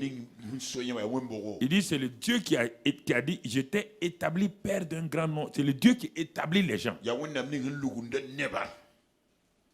S'il a établi Abraham, il m'établit aussi. C'est le Dieu qui établit les gens. C'est pas fini. Non seulement il établit, mais c'est le Dieu qui donne la vie aux morts. Et qui appelle les choses qui ne sont point comme si elles étaient. Donc, regardez Paul. Le Dieu de Paul là, qui pourvoit là. C'est pourquoi il dit, il pourvoit à tous vos besoins. Si à la mort, il pourvoit la vie. S'il y a un appel, il pourvoit à l'établissement. Il pourvoit à tout. Il pourvoit. Mon Dieu, il pourvoit. Mon Dieu pourvoit. Il pourvoit à tout. Parce qu'il n'a pas épargné son fils. Il l'a donné. Il ne va pas refuser de pourvoir. Romains 8, 32, on ne va pas le lire. Mais ensuite, il pourvoit à tous nos besoins. Si tu ne connais pas ce Dieu, tu vas le prier. Tu vas le prier comment? Tu vas le prier avec doute. Tu vas le prier avec doute. Comment tu peux avoir confiance en quelqu'un que tu ne connais même pas? Tu n'es pas sûr qu'il t'entend. Tu n'es pas sûr qu'il t'écoute. C'est pourquoi Paul dit, il dit mon Dieu, et qui pourvoit à tous vos besoins. Tous vos besoins spirituels, physiques, matériels, moraux, familiaux, professionnels, financiers, matériels. Tous vos besoins. Il n'y a pas d'automatisme dans le christianisme. Ça n'existe pas. Ce n'est pas de la magie. Non, le christianisme, ce n'est pas magie. Il y a des principes auxquels on doit obéir.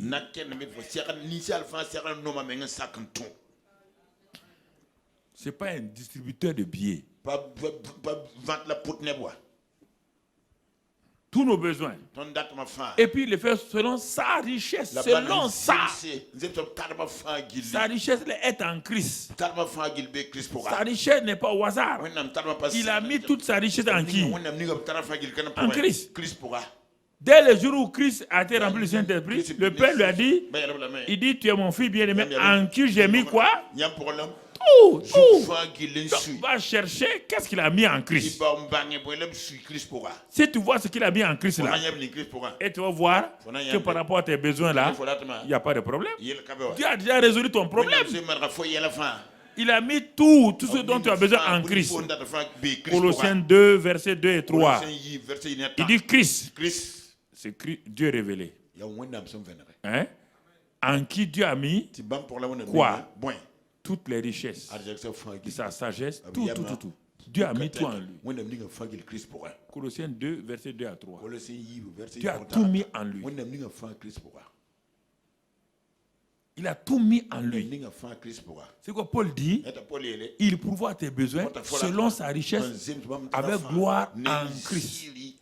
Dieu ne pourvoit pas tes richesses, point. Non, il pourvoit tes richesses avec gloire en Christ. En Christ. Il faut d'abord que tu saches qui est Christ. Christ en toi. L'espérance de la gloire. Christ en toi. Toute la plénitude de Dieu est en toi. Christ en toi. Et regarde Christ d'abord. Donc, ça veut dire quoi? Que la source de tes besoins se trouve où? En toi. En Christ, et Christ se trouve où? Tu as besoin d'aller chercher ailleurs? Tu as besoin d'aller courir, aller à Saba pour chercher? Non, je ne sais pas. Tu as besoin d'aller chercher à Nyangolo-Dougou? Non, mais le christianisme extérieur là, on dirait que toi, je ne sais pas, tu cours avec Christ en toi. Vraiment, c'est ce truc, moi je ne comprends pas. Vous êtes en train de courir avec votre solution. Vous voulez, qui va vous donner sa solution? Votre solution c'est Christ. Bah, les gens veulent montrer qu'ils sont forts, ils sont puissants. Il n'y a aucun homme qui est fort. Il n'y a aucun homme. Il n'y a aucun homme qui soit fort. Montre-moi où il est. L'homme qui a eu tous les dons dans l'Ancien Testament, il s'appelle Moïse. L'homme qui a eu tous les dons dans le Nouveau Testament s'appelle Paul. qui a permis seulement qu'un petit démon vienne déranger Paul. Il a jeûné, prié. Dieu dit arrête.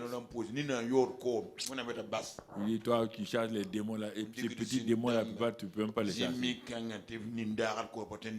C'était pour te montrer que tu n'es rien. C'était pour te montrer. Pour que tu sois humble. Tu as vu, non? Tu as vu? Tu as fermé les yeux du magicien Bar Jésus. Tu as fait des grands miracles partout. Et regarde, tu es connu. Ma grâce te suffit sur moi. Sois humble là. La vie de Paul est divisée en 3 parties. La première partie, où il fait des grands miracles. La deuxième partie, où il a commencé à ouvrir les églises. La troisième partie, il s'arrête, il fait le point. Il fait le point. Il dit, je n'ai pas encore saisi Christ. Tu t'entends? Je suis en train de courir. Je ne l'ai pas encore saisi. Et toi, tu es là. Paul te dit qu'il n'a pas encore saisi. Toi, tu dis. C'est pour dire que nous sommes sauvés en espérance. On est sauvés, mais en espérance.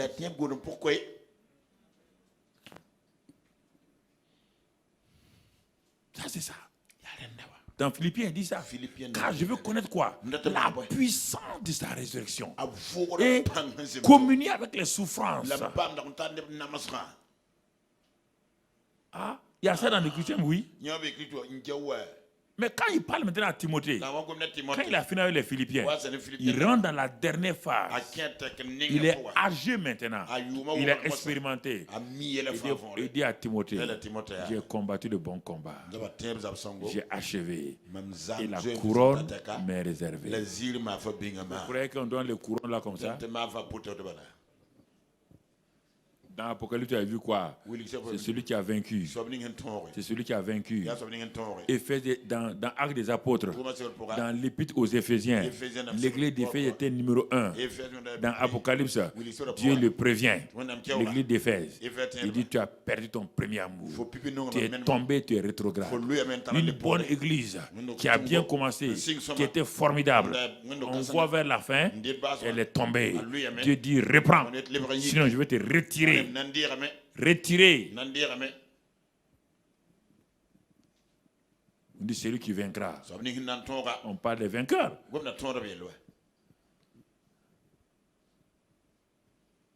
Les vainqueurs. Tout ça, c'est dans ce message-là. Ce message d'ouverture-là. On va terminer bientôt. Pour savoir que Dieu pourvoit, là, il faudrait qu'on te sache que Dieu est la source. Il a des richesses. Dieu a des richesses partout. C'est pourquoi il a pris le père là. Il a dit au père là. Il a dit au fils aîné là. Le père a dit au fils aîné là. Il dit, je ne comprends pas. Tu es toujours avec moi. Tout appartient. Mais tu as une mentalité rétrograde. Ton petit frère là, quand il est parti dans le monde là, il a vu mon importance maintenant. Il s'est rendu compte qu'on ne connaissait pas notre père. On a vécu avec lui. On ne le connaissait pas. On le jugeait. On croyait qu'il était sévère. On croyait qu'il était ceci ou cela. Et c'est pourquoi j'ai demandé à mon père mon héritage. Je suis parti. Je voulais vivre. Mais quand je suis allé vivre dans le territoire de l'ennemi de mon papa, il a détruit tout mon héritage. Je suis assis dans son territoire maintenant. Gardien de porc. Ne pouvait même pas manger la nourriture de porc. J'ai vu que mon père est important. Je savais qu'il est un bon pourvoyeur. Qu'il a pris soin de nous. Oh, je me répands. Je me lèverai. Je vais voir mon père. Je lui dirai que j'ai péché contre lui. Je ne l'ai pas reconnu. Je n'ai pas vu qu'il nous aimait. Il est parti. Le père l'a accueilli. Mais celui qui n'a jamais quitté, il était à côté de tous les biens de son père. Il n'a jamais pensé que le père est si bon. Il a pensé. Il dit que moi je travaille. Je n'ai jamais gaspillé ton argent. Vous voyez les chrétiens choses là. Je n'ai jamais gaspillé ton argent. Je n'ai jamais commis d'impureté. Je n'ai jamais fait ça. J'étais tout le temps obéi. Et tu ne m'as rien donné. Ah bon? Ça, ton raisonnement de fils. Ça, c'est les esclaves qui disent ça. Ça, c'est les employés qui parlent comme ça. Ça, c'est les travailleurs qui parlent comme ça. Ce sont ceux qui pensent qu'ils sont dans le ministère qui pensent comme ça. Ils sont dans le ministère. Ils pensent qu'ils ont tout quitté. Et le père doit leur donner quelque chose. Ils n'ont pas de relation père et fils. Ils sont simplement des serviteurs. Un serviteur n'est pas rentré dans la maison de son patron. C'est bien un serviteur qui rentre dans la maison de son patron. Quand il vient, il est tout le temps dans la véranda. Sauf si on lui dit d'aller nettoyer dans telle chose. Il reste là-bas. Voici le problème. Si Dieu est ton père, il dit, c'est pourquoi Jésus dit, tout ce que le père a est à moi. Il a une mentalité de fils. On le verra comment il pourvoit. Mais demain, après-demain, on verra maintenant comment il pourvoit à nos besoins, les besoins qui sont autour de nous là. Dans la Bible, pourtant, dans la Bible, il montre comment il pourvoit ça. On complique ça, on complique. Et on se pose la question. Et on se complique la situation. Donc, frères et sœurs, nous devons accepter ce que Abraham, Paul ont accepté. Et nous devons sortir de toute forme d'incrédulité, d'ignorance, de laisser aller et de nous appuyer sur la parole uniquement de Dieu. De ne pas laisser les gens nous raconter n'importe quoi qu'ils ont fait. Ce n'est pas l'expérience, c'est la parole de Dieu. On s'appuie sur la parole, non pas l'expérience des gens. Moi, j'ai fait ça, j'ai eu ça. Laisse tomber. Il y a gagné, perdu partout. Si c'est ça là, tout le monde peut faire gagner, perdu. Mais ce n'est pas la vérité. Jeunes gens, n'allez pas vous mettre dans beaucoup de choses. Et c'est pourquoi les macos sont remplis de gens. Ils ont voulu gagner, perdu. Et ils ont terminé là-bas. Donc il est important que nous comprenions un certain nombre de choses. Si nous le comprenons, nous devons nous reposer. Comme les Israélites, quand Pierre a prêché, ils ont dit, mais homme frère, que ferons-nous? Mais le Jésus que nous avons crucifié, c'était lui la solution? Pierre dit oui. Mais maintenant, que ferons-nous? On nous a dit que c'est non. On nous a dit qu'il est voleur. On nous a dit qu'il est escroc. On nous a dit c'est tout. Paul dit non. C'est lui Jésus que Dieu a fait Seigneur et Christ. C'est lui. Maintenant les gens ont levé la main. Que ferons-nous? N'oubliez pas. N'oubliez pas, frère. Jusqu'à ce jour-là. Jusqu'à ce jour-là, il y a 3 enseignements sur Jésus, sur la mort et la résurrection de Jésus. Le premier enseignement qui a été donné aux gens, que les gens ont entendu à Jérusalem, c'est que les disciples de Jésus sont venus voler son corps. Et ça s'est répandu dans toute la ville. Et ce message-là continue encore aujourd'hui. Deuxième enseignement. C'est ce que les femmes ont rapporté aux disciples. Ils ne crurent point. Des témoins ont parlé. Ils n'ont pas cru. Et Jésus est venu leur reprocher leur incrédulité. Troisième enseignement, ce que Paul a dit. Selon les Écritures, il a été crucifié. Il a été enseveli. Selon les Écritures, il est ressuscité. Le troisième jour, selon les Écritures, il dit c'est la seule base. Alors, ce que je te dis aujourd'hui, que Dieu est la seule source. Tu as entendu des messages que Dieu, non. Que par exemple les dîmes, c'est l'Ancien Testament, c'est faux. Tu as entendu trop de messages. Et tu te conduis selon ça. Que la prospérité n'est pas une bonne chose. Que ça, ce n'est pas une bonne chose. Et tu continues à mener ta vie. Jusqu'aujourd'hui, parmi les Juifs, certains croient que Jésus n'est pas ressuscité. Ce sont ses disciples qui ont volé son corps. Et ils continuent à prêcher ça. Si toi tu continues, tu peux continuer aussi que les gens disent que la prospérité, ce n'est pas une bonne chose, alors qu'eux-mêmes ils escroquent les gens. Il y a le vrai message. Il y avait le vrai message de la résurrection de Jésus qui était là. Mais les gens ont dévancé. Et s'ils avaient écouté, au lieu d'écouter ceux qui sont allés en ville là, pour dire que Jésus n'est pas ressuscité, que ses disciples sont venus voler son corps, la seule chose qu'ils auraient dû faire, c'est d'aller simplement là-bas au tombeau. Vous allez trouver le soldat romain là, qui a vu Jésus, et quand il est mort là, il a vu tout. Et il s'est écrié, celui-ci est vraiment le Fils de Dieu.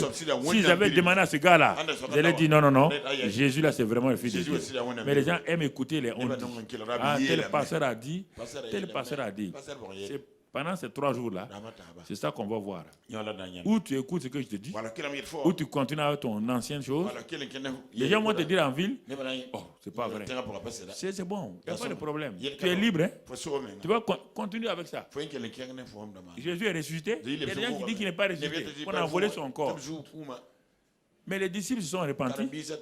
Quand les femmes sont venues dire, quand Jésus est venu leur dire, ils ont dit, on se repent. Jésus dit, repentez-vous. Même Thomas s'est repenti.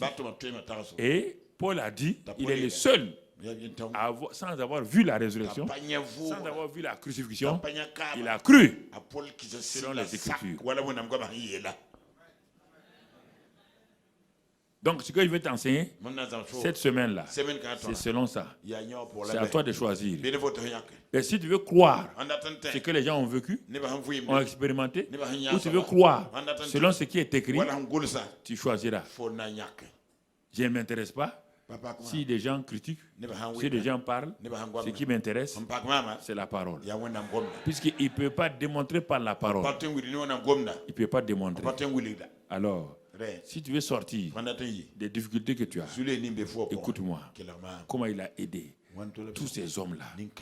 Comment il a sorti des gens de la misère, de la pauvreté, dans l'endettement.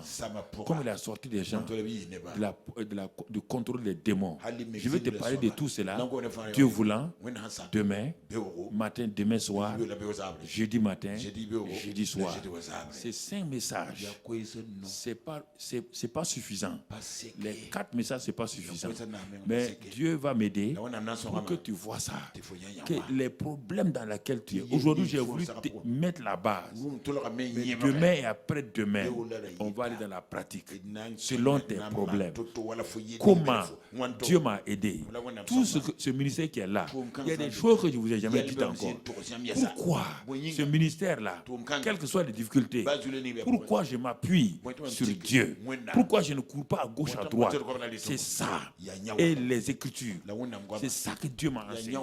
Et c'est ça que je vais vous montrer, jeunes gens. Au lieu de regarder à gauche, à droite. C'est pourquoi Dieu m'a dit d'appeler ça la profondeur appelle la profondeur. Tu comprends? On va s'arrêter là ce soir. J'ai pas voulu que ce soir-là, on prie, on fasse quoi? C'est tout juste pour baser les fondements. Les fondements scripturaires de ce que je vais développer demain et après-demain. On va prier pour terminer. Excellent Père de grâce, tu es notre seule source.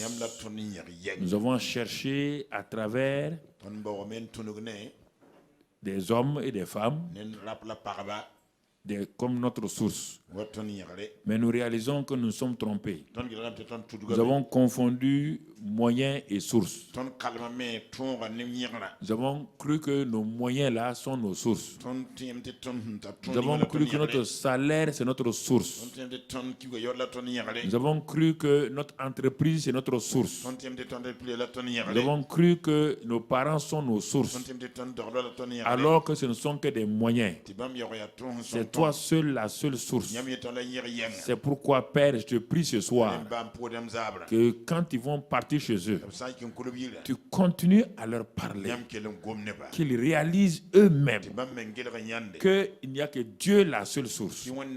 Il est la source de la vie. Il est la source de tout. Tout vient de lui. Tout est sorti de lui. Tout revient à lui. Il est la source du salut. Il est la source de la terre. Et ce que la terre renferme. Il est la source des océans. Il est la source de l'or, de l'argent, de toutes les richesses. Aucun homme n'est la source. Oh papa, aide-nous à détourner nos yeux des hommes, des entreprises, des sociétés, à fixer nos yeux sur toi, à nous laisser enseigner que tu es capable d'utiliser des hommes, mais c'est toujours en tant qu'instrument, en tant que moyen, non pas comme source. Pardonne le fait que pendant des années, nous avons regardé aux hommes, nous avons regardé aux entreprises, nous avons regardé même à l'État. Et c'est pourquoi les gens crient, les gens insultent quand rien ne va. Mais nous avons décidé, Seigneur, de nous repentir et de nous tourner et regarder à toi comme la seule source. Et maintenant, tu es libre d'utiliser des hommes, des entreprises, des sociétés pour faire ta volonté. Mais c'est toi notre seule source. Merci encore. Tu raccompagnes ton peuple. Tu les gardes. Tu les guides. Afin que demain matin, nous puissions nous retrouver. Seigneur, que le sang de Christ, le sang de l'agneau, soit abondamment sur eux. Qu'ils soient protégés. Ils soient gardés. Ils soient renouvelés. Que ta bonté, ton amour se manifeste dans leur vie. Au nom de Christ Jésus. Amen. Amen. Que la paix de Dieu soit avec vous.